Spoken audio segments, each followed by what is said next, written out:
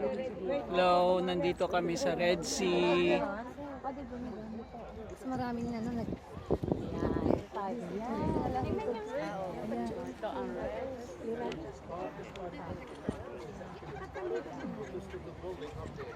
Excuse lang.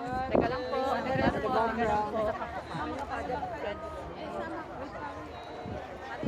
Wait, wait.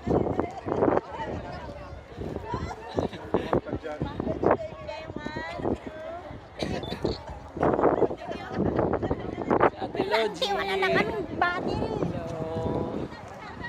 Nandito kami ngayon sa Red Sea. Red Sea daw to. Red Sea? Oo. Ito yung Red Sea daw yan. Ito?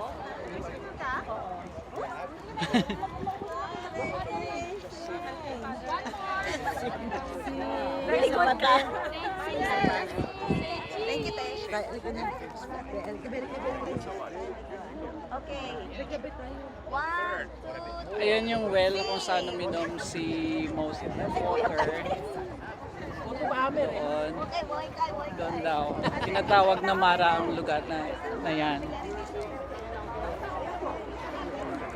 Na unang-una, ang water dyan is not drinkable, and then Moses asked for God to make the water drinkable. Then